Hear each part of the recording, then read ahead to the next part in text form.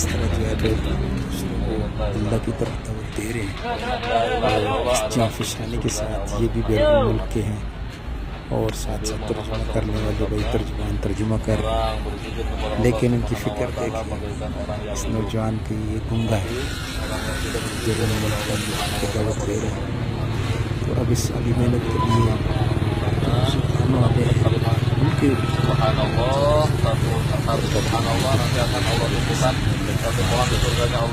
موت اور آخرت کے تذکرے کے لیے اللہ کی طرف بلانے کے لیے کوشش کریں۔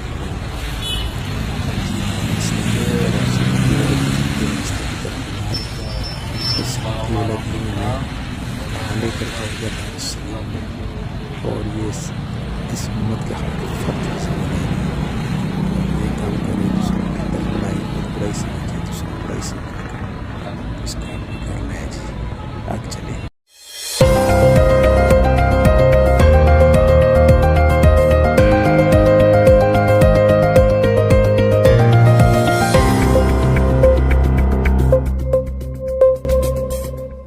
بسم اللہ الرحمن الرحیم۔ السلام علیکم ناظرین اکرام، آج ہم حاضر ہیں بدھ والے دن کا پروگرام لے کر، جس کا موضوع ہے میں اور میرا دین۔ دین یعنی راستہ، اور ہمارا دین ہے دین اسلام یعنی سلامتی والا راستہ۔ اب اس سلامتی والے راستے پہ نہ صرف ہم نے خود چلنا ہے بلکہ ساری دنیا کے انسانوں کو سلامتی والے راستے پر آنے کی دعوت دینی ہے، تاکہ وہ بھی سلامتی والے راستے پر چل کر دار السلام، اللہ رب العزت جو دعوت دیتے ہیں نا، واللہ یدعو الی دار السلام، یعنی سارے کے سارے انسان جہنم سے بچ کر جنت میں جانے والے بن جائے۔ اور یہ صراط مستقیم جو ہے، یہ صراط جو اسلامی جو دین اسلام ہے، یہ سلامتی والا راستہ، یہ اس کا اینڈ کہاں پر ہے؟ جنت میں۔ اور اللہ پاک سارے انسانوں کو، صرف مسلمانوں کو نہیں، سارے انسانوں کو، واللہ یدعو الی دار السلام، سارے انسانوں کو اللہ پاک دعوت دے رہے ہیں کہ آؤ میرے اوپر ایمان لے آؤ، میرے وقت کے نبی اسلام طریقے مطابق زندگی بنا لو، اور یہ جو راستہ ہے یہ سلامتی والا راستہ ہے، یہ راستہ سلامتی والا تمہیں دار السلام یعنی جنت تک پہنچا دے گا۔ اب دنیا چونکہ دار الامتحان ہے، یہاں پر لوگ جو ہیں بیچارے طرح طرح کے حالات کے ساتھ آزمائے جاتے ہیں۔ اللہ پاک نے خود کہا ہوا کہ میں دنیا میں بھیج ہی اس لیے رہا ہوں تاکہ تمہاری آزمائش کروں مختلف چیزوں سے، مختلف کہ کون جو ہے اس دنیا کی عارضی نقشوں کے اندر لگ کر مجھے یاد رکھتا ہے اور کون بھول جاتا ہے۔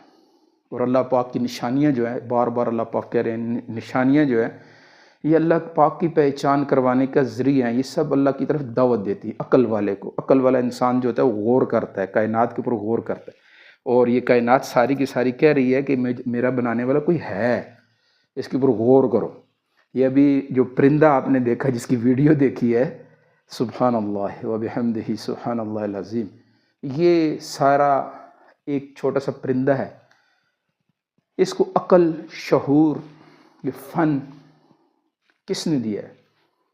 اس اکیلے اللہ پاک نے دیا ہے، جو اس کا خالق ہے، جو اس کا مالک ہے، جو اس کا رازق ہے۔ اور کائنات کے اندر ایسی بہت ساری ایسی مثالیں موجود ہیں جو ہمیں اللہ کی طرف متوجہ کرتی ہیں، صرف غور کرنے والوں کو۔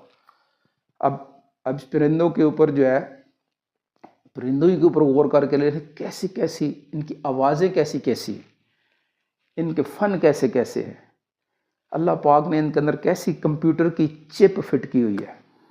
یہ آزاد نہیں ہے، جس چیز کے اندر جو چیز چپ اللہ پاک نے فٹ کر دی ہے وہ اپنی کائناتی ڈیوٹی پوری کر کے دنیا سے چلی جاتی ہے۔ یہ تو جاندار پرندہ ہے جنہیں ہم بے جان سمجھتے ہیں، وہ بھی بے جان نہیں ہے۔ درختوں کے اندر بھی کیسی اللہ پاک نے چپ فٹ کی ہوئی ہے، جن کے اوپر اندر ٹائمنگ فٹ ہے۔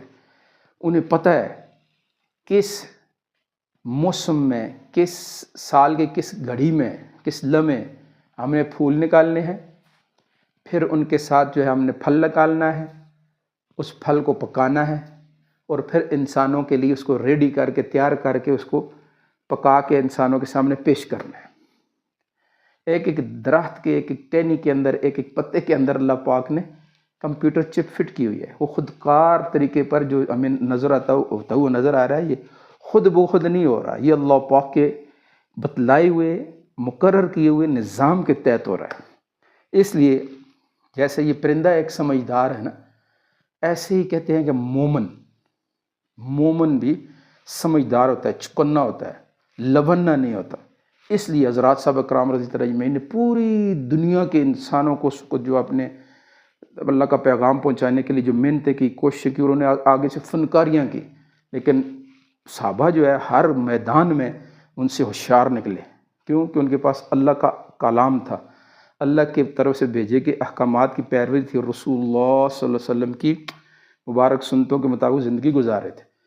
एक वाक़या आपको सुना देता हूँ कि मिस्र के इलाके में जब मुसलमानों का लश्कर पहुँचा तो वहाँ पे जो उनके ईसाई वगैरह थे या उनके जो पादरी थे, बड़े थे, जितने भी मुअज़्ज़ब, वो सारे आ गए मुसलमानों के पास और उनसे कहने लगे कि हम आपसे मुज़ाकरात करना चाहते हैं। उन्होंने कहा जी आए, बिस्मिल्लाह मुज़ाकरात करें। उन्होंने कहा क्यों आए हो? उन्होंने कहा जी हम अल्लाह का पैगाम पहुँचाने के लिए आए हैं कि आप अल्लाह की ला इलाहा इल्लल्लाह मुहम्मद रसूल का इकरार कर लो, तुम हमारे भाई हो और हम तुम्हें कुछ नहीं कहते, हमें आगे रास्ता दो, हमने अगले मुल्कों में जाकर अल्लाह का पैगाम पहुँचाना है और ये ज़मीनें और ये सब कुछ तुम्हारा होगा। उन्होंने कहा जी अगर ये ना माने, उन्होंने कहा जी फिर तुम्हें हमारे ताबे होके ज़िंदगी गुजारनी पड़ेगी और जिज़िया अदा करना पड़ेगा। उन्होंने कहा ये भी ना माने, उन्होंने कहा जी फिर हम तुम्हारे साथ जंग करेंगे अल्लाह के लिए, अल्लाह को राज़ी करने के लिए, अल्लाह का कुफ्र दुनिया से मिटाना है हमने और दीन लाना है। उन्होंने कहा जी ये भी, इसके लिए हमें टाइम चाहिए। नहीं, कितना टाइम चाहिए? उन्होंने कहा 3 महीने। उन्होंने कहा जी नहीं, हमारे रसूलुल्लाह सल्लल्लाहु अलैहि वसल्लम ने फरमाया सिर्फ 3 दिन की मोहलत देनी, इससे ज़्यादा हम नहीं दे सकते।